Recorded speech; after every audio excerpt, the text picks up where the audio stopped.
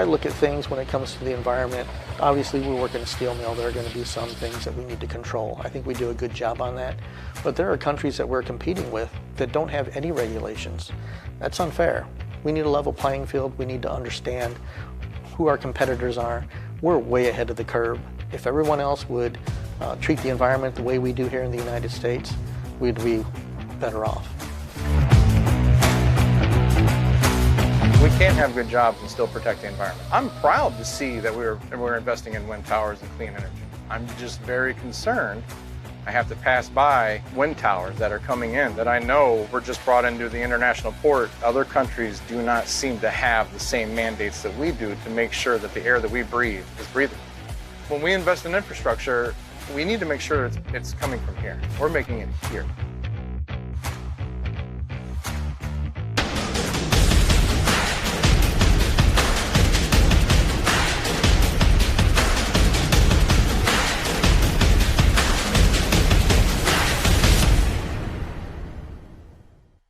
It's neat to know that our pellets end up producing steel that's all over. You see a new bridge going up, our pellets made the steel and keeping everybody safe. It's pretty amazing. It's pretty neat to be a little piece of the puzzle. I think it's awesome.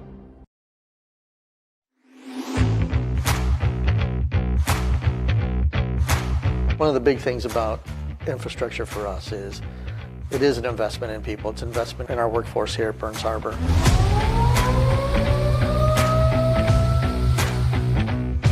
Our country depends on us. We make steel for battleships, for tanks, for airplanes, for roads, bridges. The United States has woefully underinvested in its infrastructure for decades upon decades. And, that requires that we make now a massive game-changing investment in American infrastructure. Basically what we're doing is we're investing in ourselves, because when we are producing things for our infrastructure, that creates jobs in the community. And our community, it's us. This is absolutely more than building steel and making steel and bridges and railways. It's building a family. It's building a future for your children. It's allowing for the next generation to do better than the previous generation. You close down the mill and the community goes down, crime goes up, a lot of poverty. We need to invest in the infrastructure because of the community, and it makes the country a lot stronger, especially when we make it inclusive.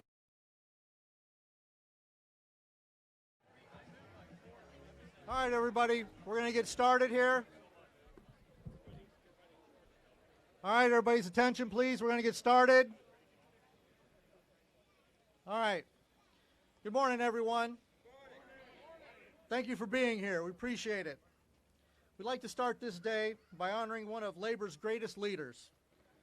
Let us take a moment to recognize AFL-CIO President Richard Trumka, who recently passed away on August 5th, and all the other essential workers who are no longer with us.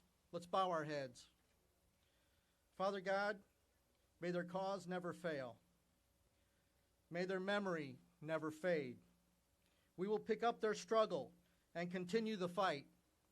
May their conscience help us remain consistent with the realities of working class life. Father God, may you bless them and their families during their time of sorrow. Amen. Now please join me in a moment of silence.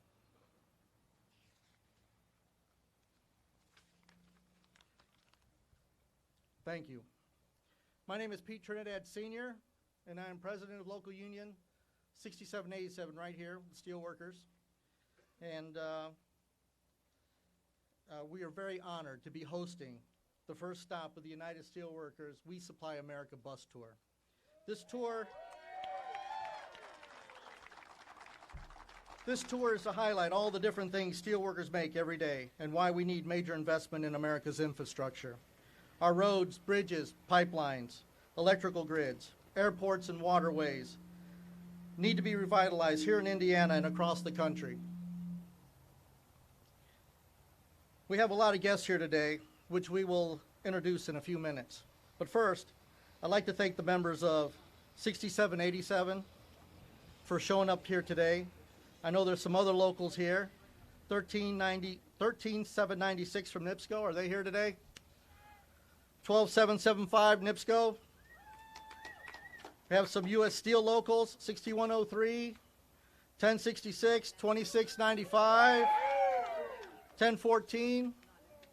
We got some Cleveland Cliffs locals, 1011, 1010, 6787.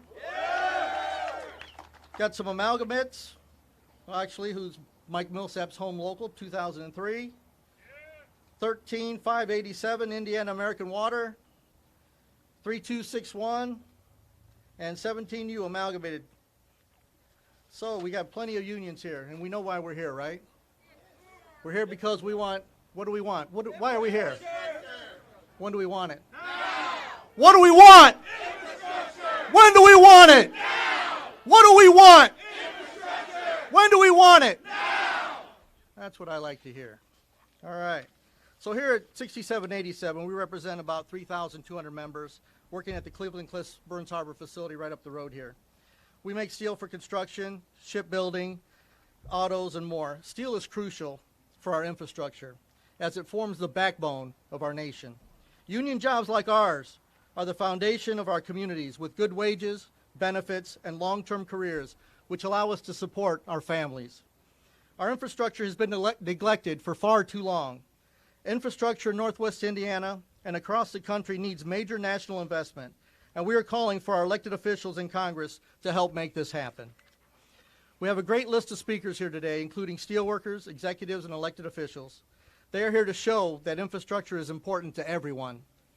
We need reliable infrastructure. And as essential workers, steelworkers are here to supply America with the materials and services that they need to build it. So as we supply America, let's keep it made in America. So it gives me great pleasure to introduce our first speaker, who is certainly no stranger to Local Union 6787, as he's been a proud dues-paying member since 1978. From the start, he was first noticed on the shop floor as a leader and quickly progressed as an activist and a mentor to many. He is recognized by major steel organizations around the world as a skilled negotiator and an expert in the steel industry. So please welcome my friend, my union brother, and our international president, Tom Conway.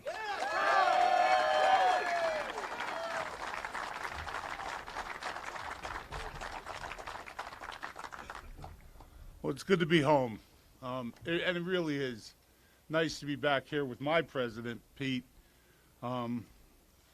Look, this undertaking that we're doing, this We Supply America, you know, we hatched this idea a while back, and for decades, our union has been calling out for infrastructure and calling out for the needs of our country. You know, you can't, if you left your home fall into decay, if you didn't deal with leaking roof, if you didn't deal with windows that didn't seal, if you didn't deal with cracked foundations, or you didn't seal your deck once in a while, things are going to fall apart on you. And that is exactly what's happened in our country.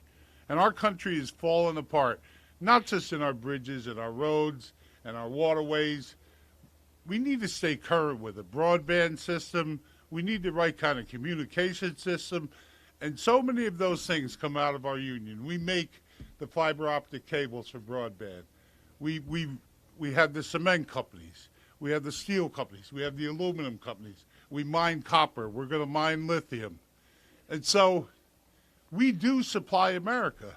And we need to build a supply chain that's there, that stays in place, that doesn't send us work from offshore that we get the final erection of. If you drive down 65 and you look at all those wind turbines that crowd in on the road, none of them were made here. None of those towers were built here. Those steel didn't come out of those two plate mills at Burns Harbor, the 160 and the 110. It came from offshore. Those nacelles came from offshore. Those days have to end, and America's got to quit chasing cheap shit just in order to do something. So we're ending that era. And look, thankfully, we have an administration who wants to do that with us. These bills, this current bipartisan bill and the bill that's going to follow it, that deals with a lot of social infrastructure, with rebuilding our schools, rebuilding our hospitals. It's full of Buy American provisions. And for the first time, we've seen the government move its procurement numbers up. And 2 weeks ago announced if the government's going to buy from a contractor, it's got to increase its domestic content, eventually up to 75%. Those are very significant things because our government is a very significant buyer. So when our government is saying we're going to buy from America, we're going to buy from products here, we're going to build it here, and we're going to rebuild the companies who make those products here, it's crucial and it's important. And so kicking this off is really, it's going to be a 6 or 7 state tour, hitting all the areas where we make these products. These are good jobs. We have some of the best jobs in the country, and there can be more of them, and there have to be more of them. So we're going to lobby for that. We're going to lobby together with our partners, both in the companies and the corporations and in the government. And together, that sort of pressure, that sort of partnership between the public and the private and the governmental sector can get this done. We can get it built. Look, people are going to say, well, you're spending a lot of money. Look, not long ago, we gave $2 trillion in tax breaks to corporations and to very rich people. If we can find a way to do that, we can find a way to invest in our future, invest in our children's schools, invest in the hospitals we're going to need with an aging population, and invest in the supply chain that we need that's going to meet the needs of this infrastructure. So, look, we're going to do this together. Those companies who say, well, we need a little more time, all this Buy American stuff, we're not ready for it. That's bullshit. They've been ready for a long time. They now have an investment horizon that looks out for years and years. And they have the opportunity to make the right kind of investment, to put up manufacturing shops, to put up locations where people can go to work, get good jobs, working in a union environment with decent wages and benefits and some security for their future. So we're at a turning point in our country, and we need to be behind it. We need to drive it. We can't let it sit and languish and get killed in some committee in Congress. And so that's going to be our drive here to get that done. We're anxious to work with you together. We've called on you a lot in the past, and we're just going to need to call on each other again and drive this to take place. So I appreciate being here, appreciate being home, and all of you showing the interest in getting this done and the care that you're showing for the country and for your union. So thanks very much. Yeah.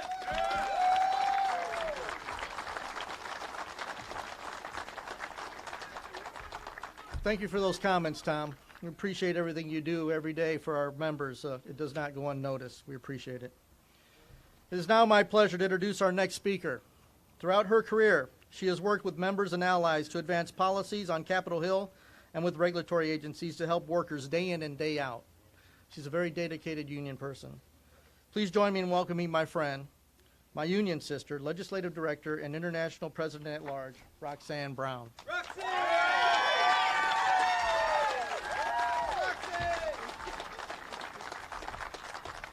Good morning. How's everybody doing? So thank you, Pete, my brother Pete. I very much appreciate it. So I have to say, very excited to be here at our very first stop of our We Supply America bus tour. Thank you, Local 6787, for hosting us. These are supposed to be, I'm going to just tell you what we've been calling these events, press events, not rallies. But Pete just rallied us a little bit a while ago. So if you don't mind, can I rally us a little bit? Just like a little bit.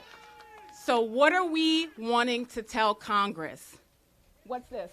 We supply America. What do we want to tell Congress? We supply America. What do we want to tell the administration? We supply America. Who supplies America? We supply America. I don't believe you. We supply America. What? We supply America. All right, thank you for indulging me in my rally. All right, so I want to just start out with some quick thank yous because this is such a big deal. Our union hasn't done a bus tour in quite some time, and it's taken a lot of hands to pull this all together. I gave props to Local 6787, But there's a whole huge team of people who are behind the scenes who help to make this happen. So I want to thank very much the staff of the International who are all here, and you'll see them all running around, who've done a lot of great work. You see this bus right here? You see this bus? Our communications department designed the graphics for this bus. And steelworker members at a facility called Lensner in Pennsylvania, it's local 8042 in Pennsylvania, wrapped this bus. Yeah.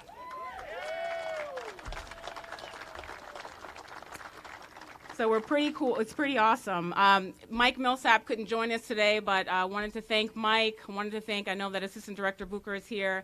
Huge shout out to Jerome Davidson for the many calls. I don't know where Jerome is, but the many calls. There you go, in conversations. Jerome, this could not have happened without you, brother. Thank you so much. And another huge shout out to our bus driver, who I don't think is here, but he's a Teamster member. Where's Ron? There you go, Ron. Yeah, Ron. All right, Ron is Teamsters Local 249, also in Pennsylvania. So this is a huge deal, and we're just excited. We started planning this week of action and bus tour really months ago. We started back in April pulling this all together, and we couldn't have imagined that the timing would be so perfect. Congress, we knew, was going to be acting. They were going to do something on infrastructure. We didn't know what they were going to do, and finally, we're at a time where the Senate has passed a $1 trillion bill, as Tom mentioned. There's a social infrastructure bill right behind it. I see a sign back there that says health care is part of human infrastructure. That's right. That big $3.5 trillion bill that Congress is going to take up next includes health care. It includes the social infrastructure that we all realized is so important after we've been through this 18 months of this pandemic. We don't only need roads and bridges. We need the infrastructure of the people who are taking care of a nation. That's right. Because why?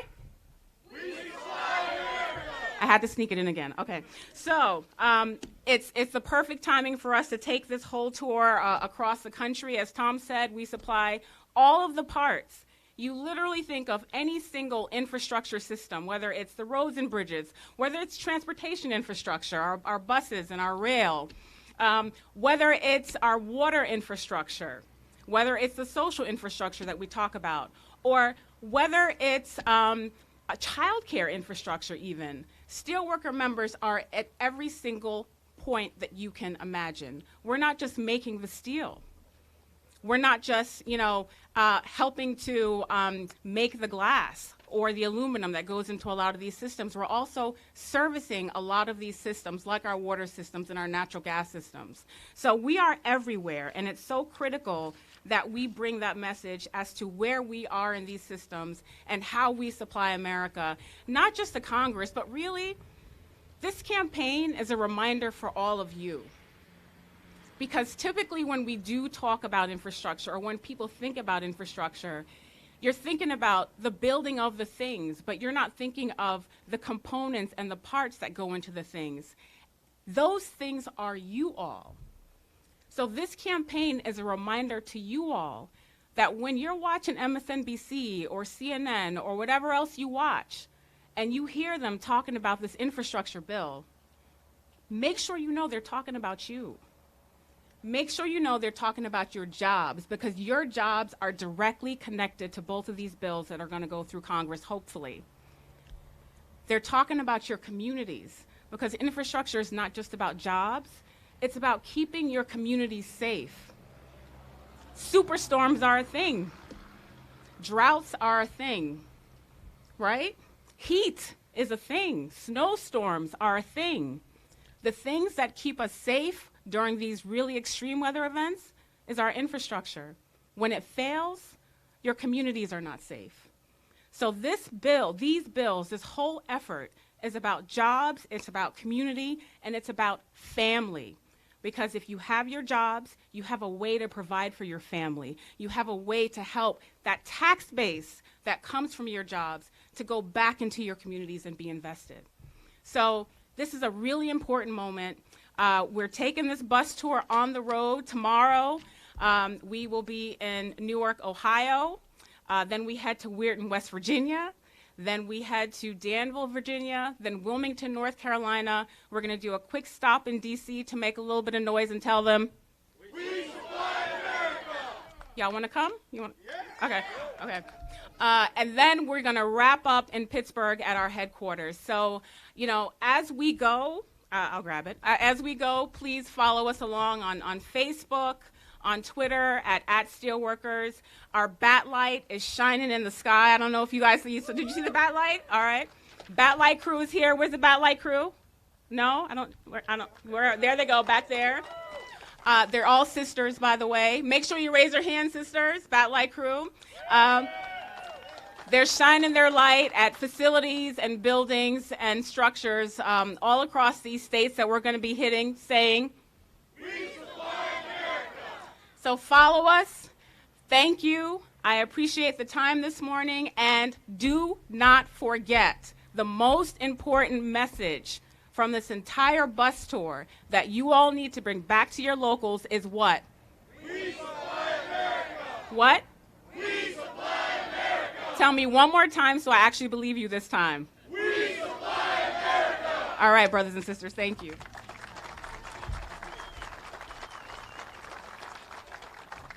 Thank you, Roxanne. Great job. We appreciate it. And last time someone challenged us with an effort to get to Washington, D.C. and follow a bus, we sent 22 buses out of Burns Harbor. So be careful what you ask for, Roxanne. We might be right on you. So appreciate that. Our next guest has spent many years fighting for people and supporting unions right here in the town of Portage. Our next guest will be Mayor Sue Lynch. Mayor.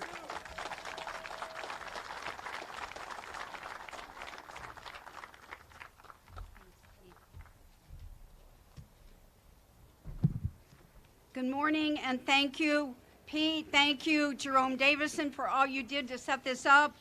Thank you, United Steelworkers, Local 6787, for organizing this and bringing this bus to America. As the mayor of the largest city in Porter County, I am really honored to be here at this rally today. Portage is a blue-collar, union-strong community. It always has been. Our men and women have been blue-collar workers for many, many years. I grew up in a union home. My father was a steel worker for 43 years at Inlet Steel. I have family still working in the steel mill, thankfully. When we came into office in 2020, Portage was pretty broke. We had a huge debt and a lot of financial issues to overcome. But we have done that, and throughout that crazy pandemic that we just went through, our employees were all working. Our employees, other than our clerks, are all union employees, I'm proud to say. Portage is growing in all directions, and this means jobs for everyone. The RDC recently regained 170 acres up north. Right after getting into office, I met with Nick D. on the double tracking project so we could move that project forward, because that project means transit development. It means jobs for our community. We're developing on the southeast side, the west side. We have major projects already underway. In the next 3 years, Portage is really going to grow. We're going to get over 1,000 new single-family homes in our city. We recently opened bids for the remodeling of City Hall and some of our downtown facilities, Founder Square and a new plaza. These are union jobs. These will be done by union people.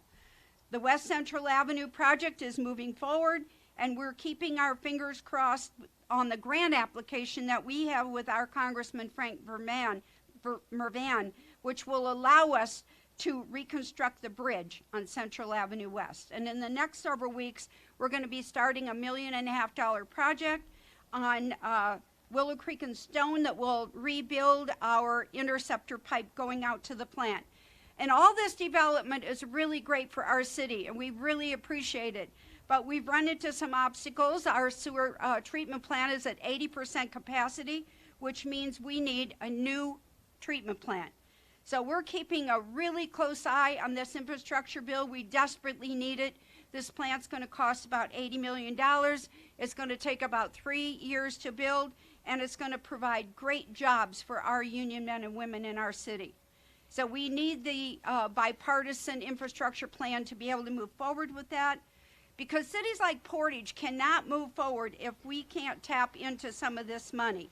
We can't be a strong working America if we don't recognize and act on the infrastructure needs of all of our cities throughout this country, because it not only points out the need to put our union men and women back to work with good paying jobs, but it shows that we are not supplying the products that should be made right here in America. We need to demand that these products for all of these projects are made right here in America. We got to get back to making American products. I mean, we just ran into this with the little thing that goes into the cars. We don't make them here. So we got to get back to being more of a manufacturing country. And that's where I'm coming from.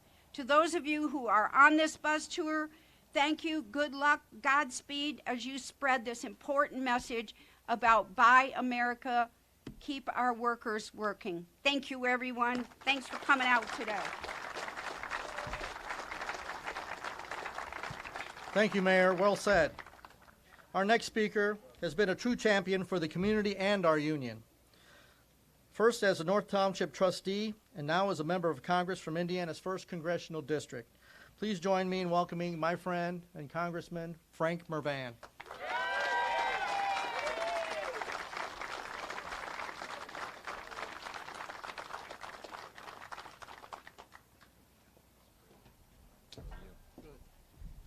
Well, it's great to be here. What a wonderful turnout. And here's what we need to know. There's no better place in the United States of America. I'm challenging of a bee. We're going to act like we're made of steel right now. We even supply steel shirts to make sure we don't get stung by bees. But there's no better place in America to kick off this tour than in Northwest Indiana, because we've proved for generations that we supply America, not today, not in the past, but in the future. And we're the top producing steel region in the nation. And what we know is the United Steelworkers are ready, skilled, and able to answer the demand of the American Infrastructure Bill. So when we say we supply America, we mean it. Give yourself a round of applause. And there are no better leaders in the nation, to start this off than to have the Secretary of Labor, Marty Walsh, here with us. Give him a round of applause. And the President of the United Steelworkers, President Tom Conway. And let's give President Tom Conway a welcome home. I also want to take this quick moment to introduce my wife, my high school sweetheart, my love, my drive, Jane Mrvan, who will be speaking in front of Women in Steel because our Vela Greenlaw recognizes her leadership. She'll be speaking at the Women of Steel Caucus in October. Please give my wife, Jane Mrvan, a round of applause.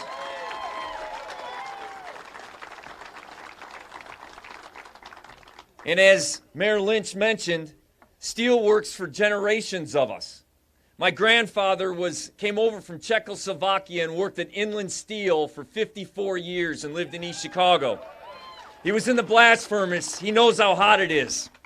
And so what we need to know is we have to be talking about the next generation. We have to be talking about not only now, but the next generation, and that's what this infrastructure bill does. And we also have to remember that we not only produce steel, but we produce the bridge plates, we produce the tractors, we produce the automobiles, the washer, the dryers, and also for our national security, the battleships, the aircraft carriers, and the men and women that are in service. We provide safety for them in armored cars. And let's never forget the importance of that as a national security issue, how steel plays a role in that. Give yourself a round of applause. And as a member of Congress, I came to you a while back and you embraced me because of my heritage, because of my commitment to you. I am not only a member of the Labor and Education, but I'm a chairman of the Steel Caucus. And every single day, every minute, every hour, in the committee hearings, in the halls, in the Capitol, on the House floor, I'm working as hard as you do every single day to make sure that we advance the steel industry, that we protect the steel industry. And the American Infrastructure Plan, the bipartisan plan, that's what that'll do. That'll invest in the American worker. And that's what's important. They're going to be figures. It's about $1.3 trillion that's investment in our roads and our bridges and our waterways. And what I want to tell you today, where's Stormy? What I want to tell you today is, if Stormy can come up, Stormy Riddleman, where are you? I need you. All right. So not only are we investing in America, and we're bringing ourselves to the next level when it comes to infrastructure, and we make sure that our supply chain is where it needs to be, and we're investing in the American worker.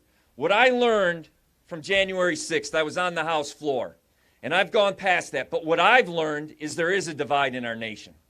But what I committed to myself on that day is to making sure that we bring the American worker with us, that we invest in the American worker, which will close the gap.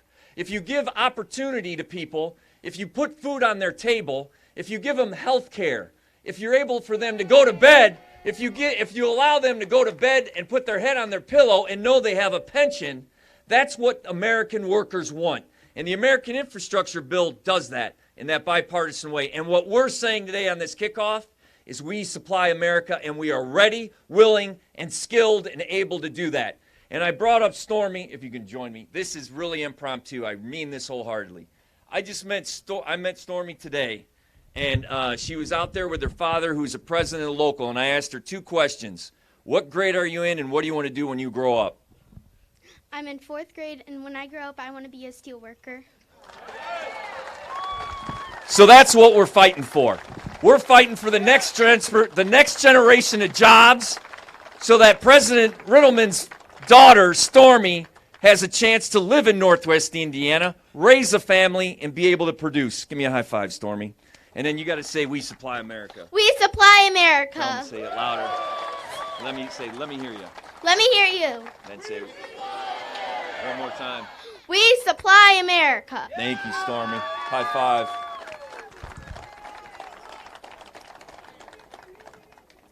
And we know the value of the critical infrastructure. We know the value of the human infrastructure. And we know that it's an investment. And it's an investment in the American United Steelworker now and in the future, and for generations to come. We know that Lamar Haywood, who met me at Cleveland Cliffs, we know that he'll be able to provide for his family.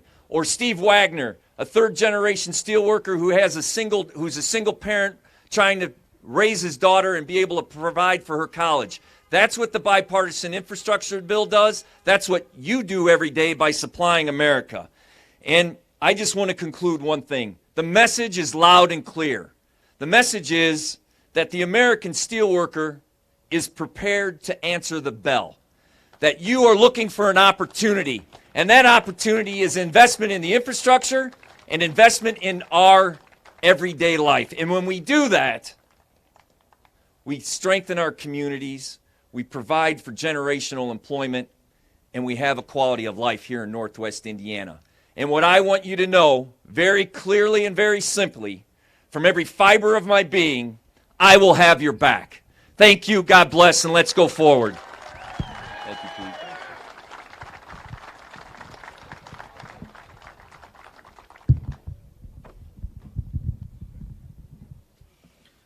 Thanks, Frank. We couldn't ask for a better friend in Congress. Keep up the great work.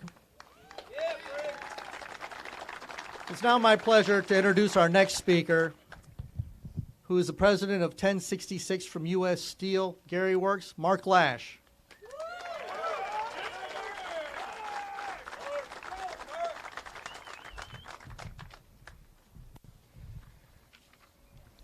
Good morning, everybody. I'm Mark Lash, president of USW Local 1066. I represent just over 1,300 steelworkers who work on the west side of Gary Works for U.S. Steel. That is just a fraction, however, of the over 15,000 steelworkers in Lake and Porter County. That's over 15,000 members in only 2 counties working their butts off every day, and I'm proud to say we are damn good at what we do. We are honored to be part of this first stop of the USW's We Supply America tour to highlight all the different things steelworkers make and do every day. America's infrastructure needs to be revitalized, and Northwest Indiana is no exception to this need. The steel we make right here at US Steel truly does supply America, but not just with steel. The jobs supply our families with health care, our kids with educations, our retirees with pensions, our local economy and communities with the tax base to help fund local school districts and essential services. Let me give you an example. Believe it or not, I don't own a lot of slacks. I'm more of a jeans or sweats guy, right? So anyway, yesterday I knew I was going to be here, so I went out to the local mall to pick up some slacks. Yeah. The mall in Maryville seems some hard times lately.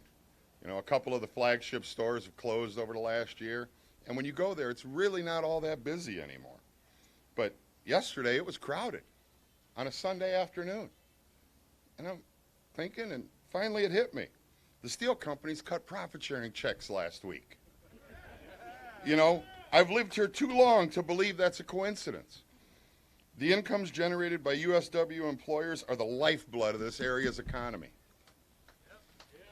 Our local understands the benefits of infrastructure investment. It isn't just about roads and bridges, constructions and materials.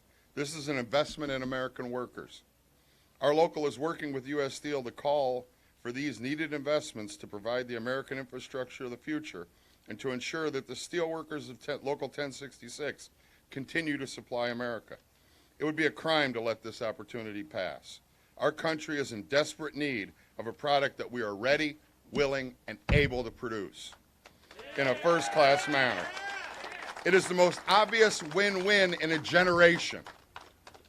This is why we need our local, state, and federal leaders to invest in the funding, tools, and resources required to allow us to continue doing what we do so well, and thereby guarantee the success of my union siblings, our families and jobs for today and for generations to come. Thank you all for coming out today and supporting our union.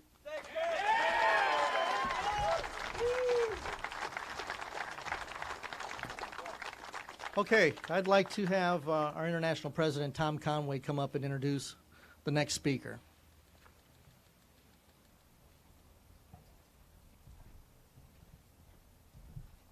All right, so I want to introduce Marty Walsh, who's the Secretary of Labor, who is genuinely a friend, who we have someone in this position as the Secretary of Labor that we haven't seen since the Roosevelt era, who has a background in labor, who comes from the House of Labor, who understands things on a level that is just natural. On Wednesday, he and I had a discussion with only 3 or 4 other people in the room, pragmatic about what are we going to do about pensions, how are we going to make sure people who get impacted have continuing wages, how do we fix TAA that really doesn't meet these problems.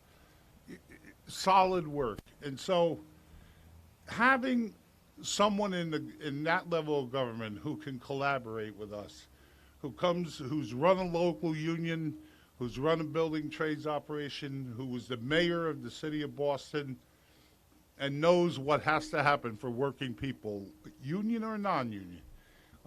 So we have really a pleasure to have Marty join us here today. We appreciate him making the trip and taking his time, and it's my pleasure to introduce Secretary of Labor, Marty Walsh.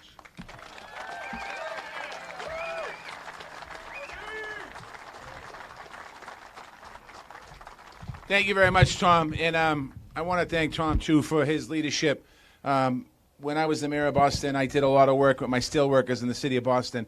And I want to just thank you for your leadership in this country and the labor movement and all that you've done. So thank you, Tom Conway, for all you do. To all the business managers and executive board members of the steelworkers, thank you for being here. The other unions that are here, I know we have some LIUNA members over there. My brothers from LIUNA are here. Thank you very much as well. And other trades and any other unions here, thank you for being here today. Mr. President, thank you very much for having us. Appreciate it. To the mayor, thank you, Madam Mayor. It's great to be in the city. Whenever I come to cities now as a former mayor, I look around and you do an amazing job, so thank you. Thank you for all you do. I know we have some state legislators here. I used to be a representative in Massachusetts. We have some state reps here, a couple state reps. Great, thank you for being here. I want to say one word about your congressman. I've met him. I met him back and I actually got sworn in this job in March, and I met him on Zoom, and I've been in a couple meetings with him. He's the real deal. You have a congressman that gets it and that cares, and make sure that you continue to follow this man, because he is. I've just been with him for a few hours today. He shakes every hand, talks to every person, does all the things he's supposed to do. Thank you, Congressman, for what you do. Appreciate that. The employers that are here as well. We can't do work without employers, so thank you as well for the work you do, all the employers that are here today, and to all the folks here. I'm a member of the Biden administration. Tom mentioned a minute ago. I was a president of my local union, Labor's Local 223 in Boston. I was a recording secretary of my local. I was the head of the Boston Building Trades. I was a state representative. I spent the last 7 years as mayor of the city of Boston. And back in December, President Biden called me and asked me if I would join his cabinet as Secretary of Labor. And I thought to myself, I love my job. I love being the mayor, and I don't know if I wanted to do that, but I also love labor, and I love moving people, advancing workers' rights. And I said I would do that. And I said I would do that because of what he said to me. He talked about the importance of creating good union jobs. He talked about the importance of market share. He talked about the importance of moving forward. And as a lifelong union member, his fight is your fight is his fight for good jobs. Something that the president has said from the very beginning. For strong unions. When's the last time we heard the president of the United States of America speak at his State of the Union in front of the United States Congress and use the word union more than one time? And talk about the importance of that. Talking about the future of Made in America. The president has made this a priority, making Made in America a priority. In his first week as president, he signed an executive order called, I have to read it so I don't get it wrong, Ensuring the Future is Made in All of America by American Workers. That's the executive order the President of the United States of America signed. What does that mean? That means when the federal government invests taxpayers' dollars, we support American jobs in American communities. That's what he wants to do. He wants to make sure we're making this. The mayor talked about the chips that go in cars. We talked about the supply chain and our dependence on other countries too much. We need to bring those jobs back to the United States of America. We need to bring those jobs back right here to Indiana and other states around the country to make sure we can do it. We need to make sure we're bringing materials, produce, components, iron, and steel. We need to make sure we're building that right here in America. Those jobs that many of you worked on, but more importantly, our fathers and our grandfathers and people that came to this country a long time ago, those were the jobs that created pathways, like my parents that came from Ireland to America. The pathway for my father into the middle class was to be able to join the laborers union. And he's able to put food on the table and a roof over our head. And him and my mother were able to show a path for me and my brother. And I was fortunate enough to my father join that laborers union. And I was fortunate to go to college eventually in life, a little later in life. And I was fortunate to have all the opportunities. I would not have these opportunities if it wasn't for my father. And we wouldn't have that opportunities if it wasn't for Laborers Local 223 in the city of Boston. So we can't forget that.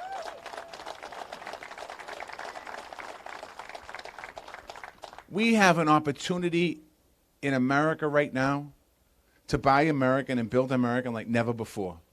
The congressman talked about it, and Tom talked about it. The president's trillion-dollar, once-in-a-generation infrastructure plan passed by the Senate last week, bipartisan.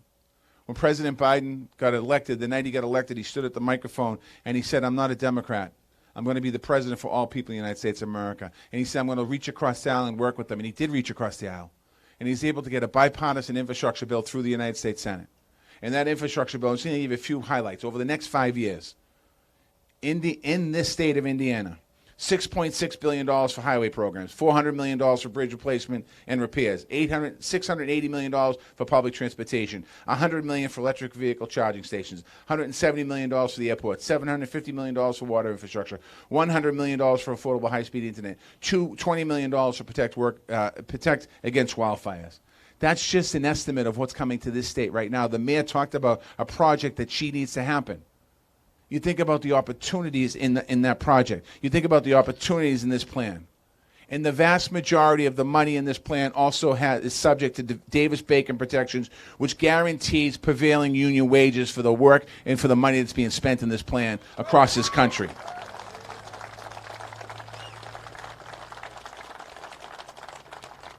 And in every part of this bill, the investments required to buy American at every level.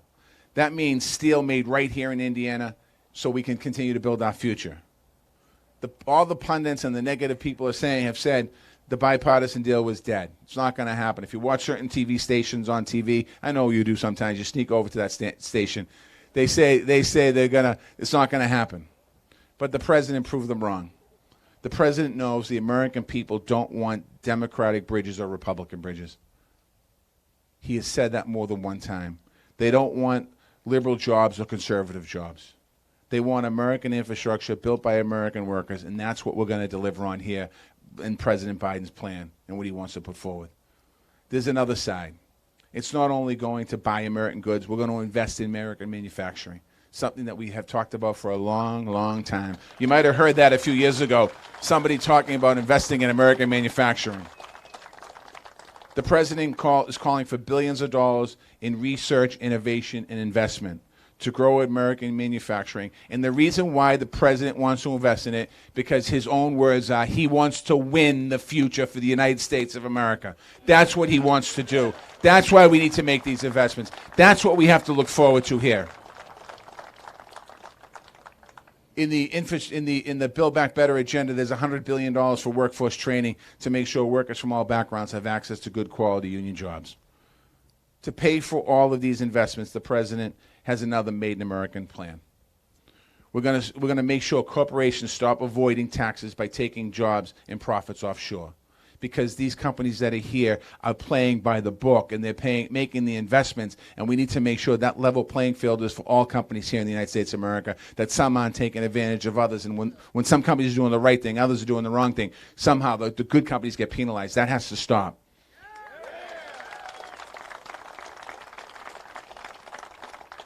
We're also going to make sure corporations stop avoiding taxes by taking jobs offshore. We're going to reward companies for keeping their jobs and their profits here in the communities.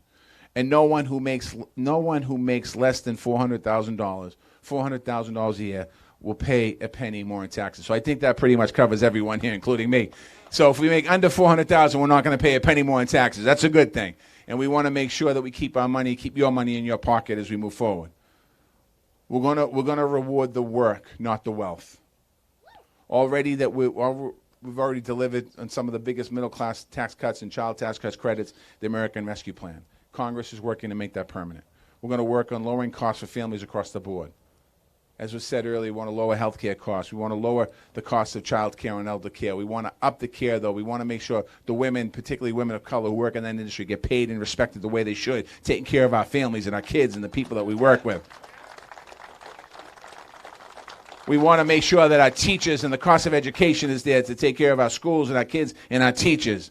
We want to make sure the cost of housing is lower so people who have a job, who are trying to earn a living, that have a chance to buy their own home and live in their own home and live in communities like we're in right now today. And we want to make sure that we give every single worker in America 12 weeks paid family medical leave. They deserve it. When their families are sick and their kids are sick or they have babies and they have families, we need to make sure we respect it. The rights that your union fights for you. I'm going to stop talking right now. But I just want to say to you, as Secretary of Labor, in the car over there is my jacket. In my jacket is my wallet. In my wallet is my union book. My dues are paid. It's such an honor. It's such an honor to be standing here in front of you today. I just read some words off a page, but they come from my heart. We have an opportunity right now at this moment in time in this country to do some amazing things. You've come to rallies before and you've rah-rahed and we've said all the right words and we've pushed back. But never before have we had the stars lining up the way they are. We have a president who believes in the work you do. We have a president that believes in your families. We have a president that believes in creating pathways into the middle class. We have a president that believes in organizing collective bargaining. We have a president that has asked me and Gina Raimondo to sit down, the Secretary of Commerce, to sit down at the tables, commerce and labor, not commerce and labor, and put a line down the middle, but let's work collectively together to increase opportunities for our businesses and our communities and make sure our businesses are strong and make sure our workers have the right to organize. We have a unique opportunity, moment in time. I want to thank the Steelworkers. I want to thank you for this bus tour. I want to thank you for driving around this country reminding people that it's important about what's happening right now at this moment in time. Okay? I want to say thank you very much for the opportunity to be here in your house today. God bless you. God bless the United States of America.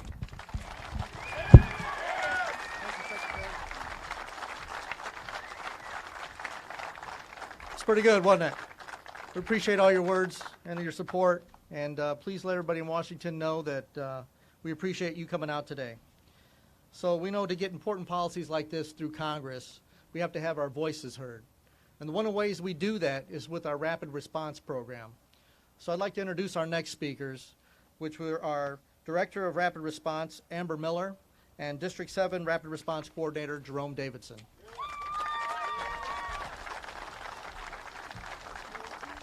Good morning, everybody. So we all know our union has a series of core issues that drive what we do every single day. It's things like health care, retirement security, collective bargaining, health and safety, our job security, and domestic issues like infrastructure, right? So each of these play out at the bargaining table in our workplaces every day, and all are shaped, for better or for worse, by government decisions, right? That's why rapid response matters. It's our chance to use our voices to let those folks know what we need them to do. Rapid response, hopefully all you guys know, but if you don't, it's a grassroots, nonpartisan program for our members that lets them get educated on the issues, take action to let our legislators know what we need them to do, and then take feedback on that so we're able to make good decisions when we head to the ballot box and they know that we're holding their feet to the fire and doing what they need to do. When we talk about investing in our nation's infrastructure, it's both an economic issue and it impacts our workplaces, and it's also a job security issue because it impacts our future. So today we're coming together to recognize that now is the time for our nation to rebuild. Now is the time to invest in ourselves, to modernize our infrastructure, to create and sustain good-paying jobs, unionized jobs, and to make sure those jobs are USW represented. So right now and all this week, rapid response activists are meeting all over the country with legislators, and they're leaving them these pledge cards as a reminder that this isn't just a moment. We're in this for the long haul. They're making phone calls, they're writing emails, they're writing letters jointly with their employers to let them know that elected leaders and the administration what we need, how we can contribute, and that this is the time for investment. We want to be at the top of their radar when they're thinking about sourcing these products because we supply America. So there's a bigger picture here, and the work needs to continue. So please take a moment to fill out one of these postcards. They're being circulated from our great activists here in District 7. We're going to continue to deliver these to decision makers so they know that America's workers deserve bold action and good jobs now. So now I have the pleasure of introducing somebody everybody knows here in District 7, our great Rapid Response District 7 Coordinator, Jerome Davidson.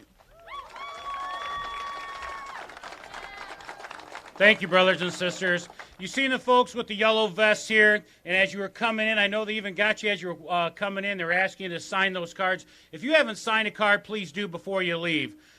The great thing about those cards, that's part of your voice. When we go to see a member of Congress, we deliver them to them, because many times they say to us, I haven't ever heard from, all it is a big labor bosses. We never hear from any of your members. Part of this with these cards and with these phone calls we do, we can call them out on the BS of what they try to like to do. So we're asking you see the folks in the yellow vests, sign one of those cards. Now, you seen how organized they were when you came in here, and they had you sign those cards. I want you to think about that when you go back to your work site, you go back out on the shop floor, you go back in the lunchrooms. We're going to have more of these postcards, and we're going to make more of these deliveries. You have to have the conversations out on your shop floor about we supply America. It's about our jobs, and it's about our nation. Thank you, brothers and sisters.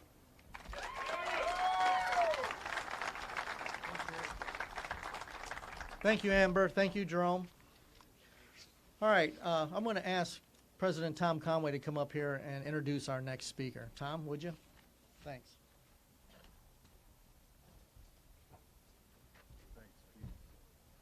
I don't know why they do that big labor shit all the time. It sort of.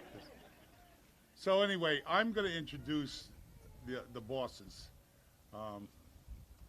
I figured I'd do that rather than let someone else mangle that up. But I might not do so well myself. But look, we're joined by three companies that are very important. They're important to our union. We have long histories with them. And they're important to this effort that we're going to have going forward, building this out. So the first guy I'm going to introduce is Lorenzo Gonzalez. And we've known Lorenzo, our union has known Lorenzo and worked with him for many years. He didn't just show up here and take over the Arcelor properties. You know, we've known him through Cliffs and other ventures that he's done. He's always been a smart steel maker, and for me, pretty straightforward guy. Says what he means, doesn't mince a lot of words. That works fine with me. I don't need a lot of bullshit. So I really do appreciate the work he's done, the investment he's making here and across the country. So Lorenzo, it's your mic, buddy.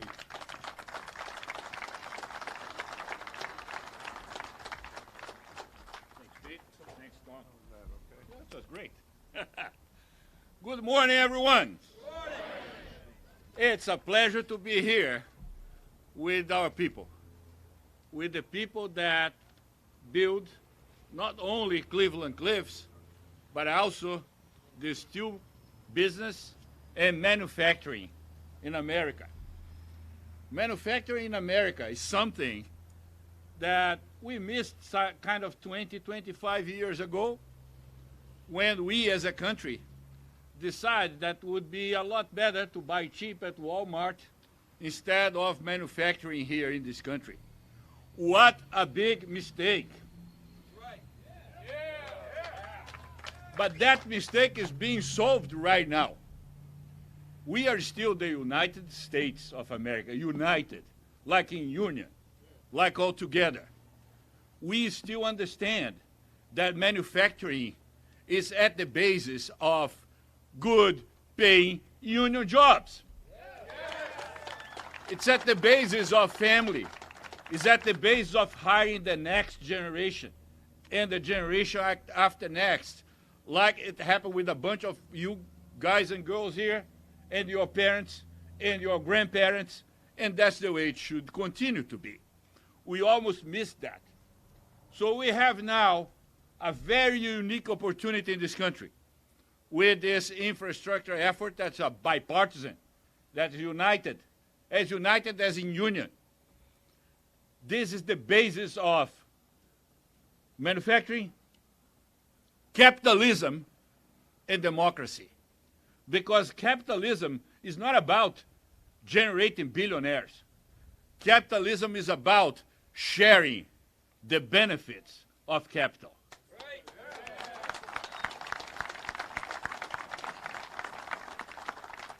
That's what we are about. I came from the same type of work floor that you guys are in, so I value that. One of the most important persons in my life is my father-in-law, who was my foreman since 1980 at the plant floor of a steel plant in Brazil. I'm very proud that now that he's 87 years old, I'm watching for him and making sure that he will live through 107. And that was possible because he was a union worker over there. He taught me a lot of things, things that I still carry as of today. We are going to continue to generate profits. We are going to continue to increase prices. The profit sharings that you guys are saying, they're real. They're not a once in a lifetime. We can have that here. China copied our playbook. We are taking the playbook back.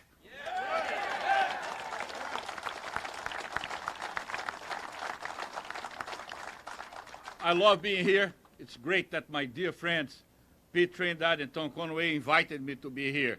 It's a great pleasure to be here with my good friend, Congressman Frank Mrvan. It's good when you have all together. We need that. You need that. I need that. Cleveland Cliffs needs that. The United States needs that. We have it. Let's do it. Thank you so much.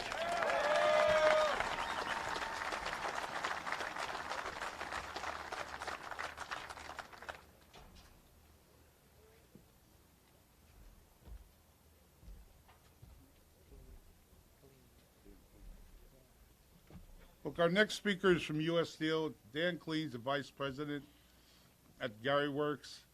Look, U.S. Steel, you know, I've had my moments with U.S. Steel. Some better than others. But our union has a 100-year history with this company, and it's not going to end soon. And Gary Works is crucial to us, and they put a lot of money into Gary Works in recent years and built it up and put into the projects and the hot mills. So we, on a lot of these issues, we don't differ, and particularly on infrastructure, recently on decarbonization, understanding how that's got to happen the right way in the steel industry. So I'm glad that we're joined by Dan, and we look forward to working together with them. So Dan Khalid.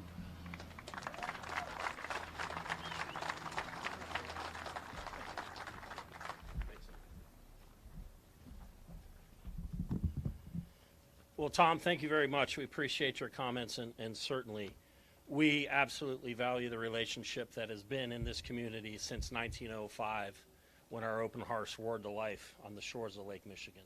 So thank you. Pete, thank you for your hospitality at this event. It's been a wonderful event. What a beautiful day to host this event, and what a wonderful message of We Supply America that we're bringing to the public here today. So I'd also like to thank the women and men who really make it happen, who are my keys to success at United States Gary Works, and that's the proud members of 1014, 1066, 2695, and 6103. Thank you, ladies and gentlemen.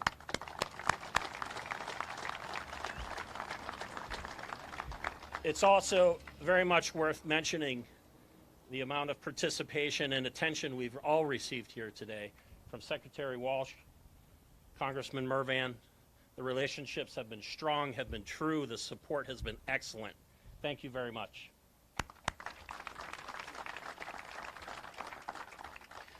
For over a century, United States Steel has been making iron and steel right here in Northwest Indiana. Today, multiple generations before them, thousands of skilled women and men at United States Steel Gary Works and Midwest over in Portage are proud to make the steel that's mined, melted, and made in America. We're making advances in steel grades to safely lightweight vehicles, reduce emissions. We're making steel for pipelines to harness American-made energy.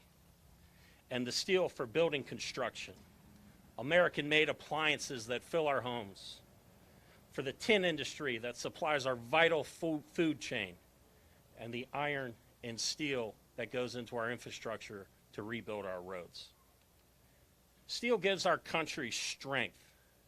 Steel is a critical foundation to our country's manufacturing base, our economy, our national security. We can never allow this country to become weak and dependent on foreign countries to manufacture the steel that we need right here in America.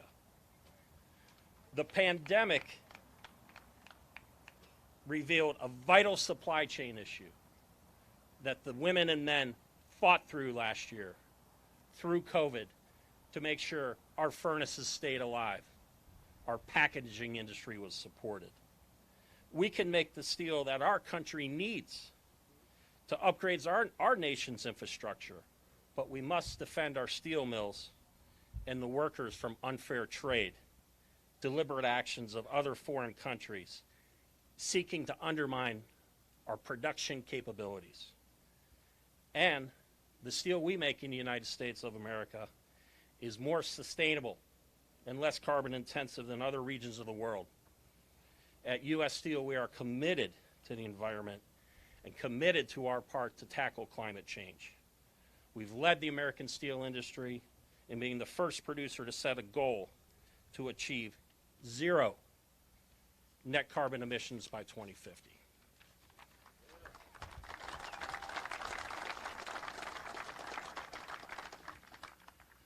U.S. Steel joins everyone here today in urging our federal leaders to act and invest in our nation's infrastructure. The opportunity is right now to invest and modernize our infrastructure in a way that builds our economy, makes our transportation systems better, more efficient, durable, creates jobs, and strengthens our U.S. competitiveness in the world. And as I said before, also drives climate change. The need and opportunities are great with renewed bipartisanship. Momentum is there with great optimism that Washington, D.C. will get the job done and get this bill signed this year. And once Washington, D.C. does that, rest assured, the women and men of Northwest Indiana will make sure it gets done. So on behalf of the 4,800 workers, proud represented folks, the management, our customers, our suppliers, we're proud to say we supply America. Yep.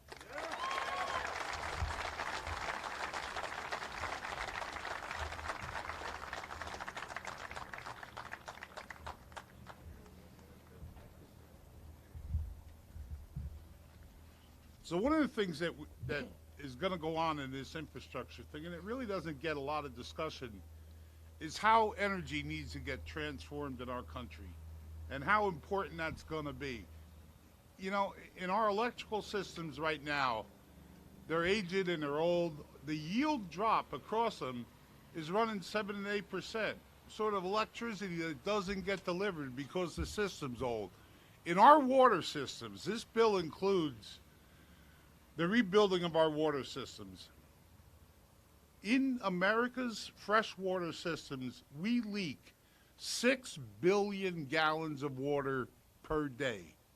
Leaks out of our pipes. We don't see it because it's underground. Some of our cities still have wooden pipes that were made in the days when barrel staves were used. So there's so much work that has to go on in an energy and an energy delivery system. So our next speaker from NIPSCO is certainly understands that.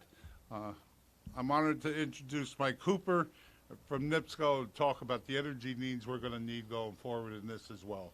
Thanks.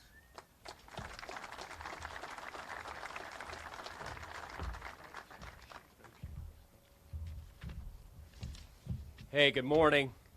We're proud to be here. I'm proud to have the honor of representing a company of more than 3,000 highly skilled workers, dedicated men and women that take tremendous pride every day, whether it's storming or sunny like today, to keep reliable energy sources flowing to nearly 1.2 million customers across the northern half of Indiana.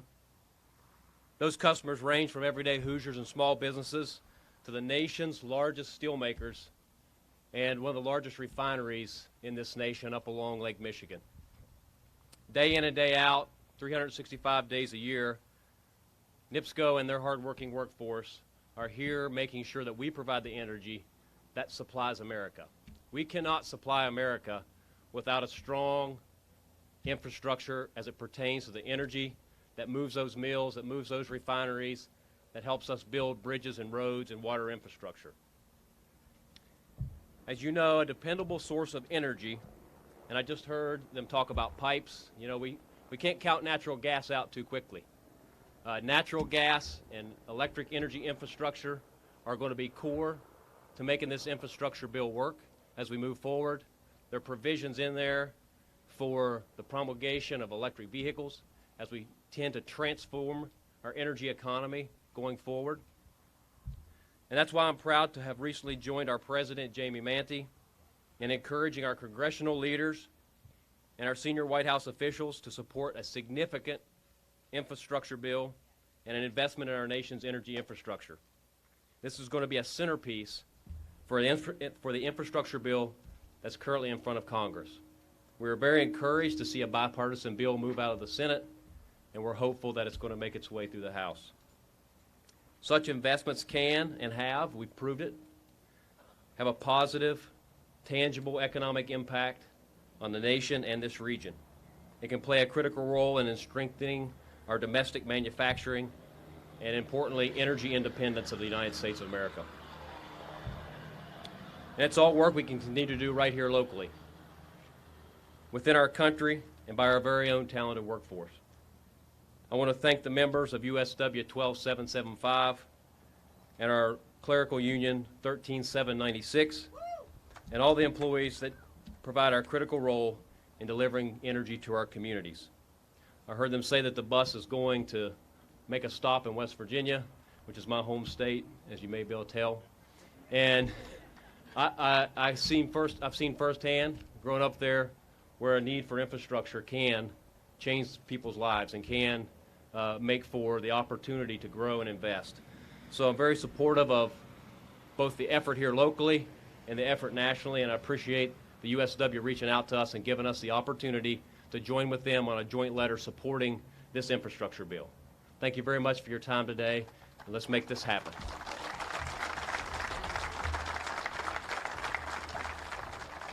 Thank you very much for those comments. Our union named this infrastructure campaign "We Supply America" for a reason. While highlighting what steelworkers make and do every day, we supply our nation's infrastructure needs and demand our government use our products. We are committed to the strength of domestic manufacturing, and so is our next speaker. Our next speaker is the president of the American Manufacturing, Scott Paul.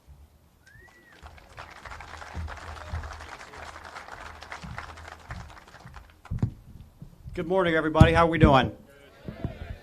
Thank you, Pete. Thanks to Secretary Walsh. I just want to point out that Indiana has kind of played an outside role in the success of one of your favorite teams, the Boston Celtics, from Larry Bird to Brad Stevens. So you can thank the Hoosier State for some of your success there.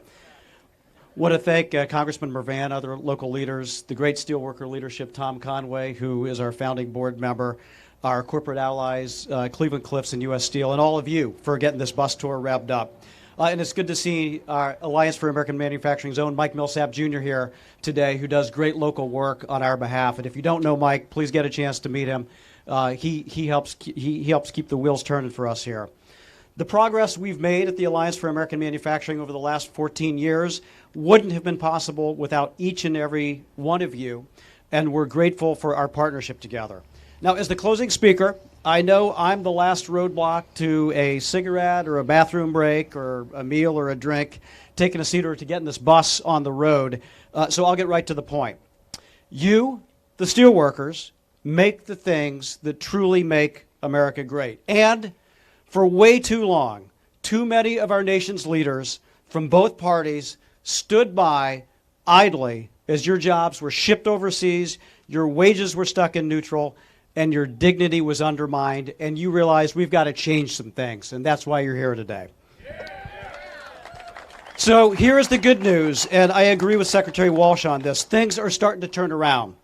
First, thanks to your advocacy, thanks to the advocacy of the companies, we have import tariffs on steel products, and that has led to some growth, to some jobs, to some long overdue investments in the steel sector. And I can tell you we'll be fighting to keep that level playing field in the years ahead, because we know that means jobs and paychecks for workers right here in Northwest Indiana.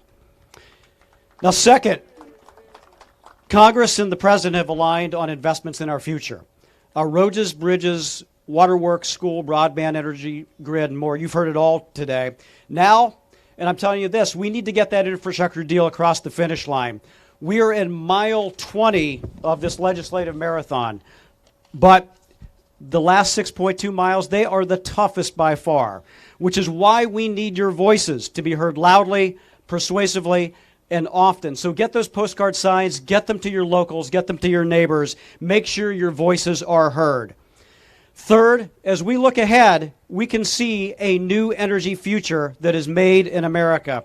But I agree with Tom Conway. It burns my blood to pass those wind turbines in Northwest Indiana and realize that they were not made with your steel.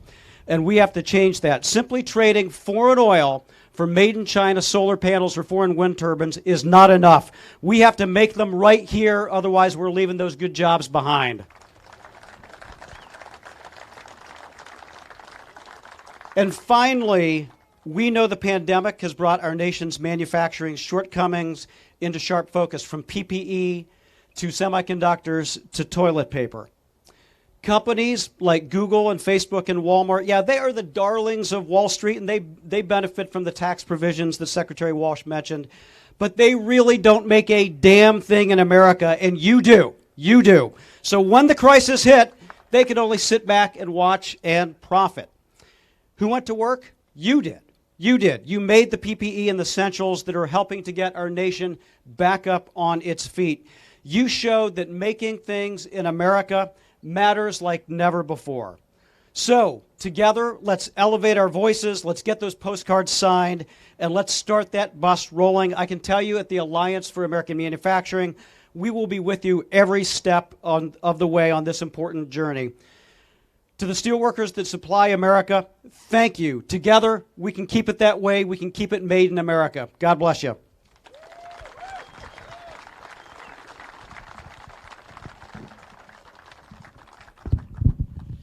All right. We had some really great speakers today. We heard a lot of good things. And one of the things that we really need to take to heart is what Secretary Walsh said. The stars are beginning to align. Things are starting to look good for the middle class. And we need to take advantage of that as we move forward. Congress took its first big step in Senate, passing the $1 trillion bipartisan infrastructure package and the $3.5 trillion budget plan. Now the House has its work to do. We must continue to remind them the important role steelworkers play in this process. And as we stand ready to supply America, let's keep it made in America. I want to thank all of you guys for coming. So the big message that we're going to carry back to the shop floor is what? What do we want? When do we want it? Now. What do we want?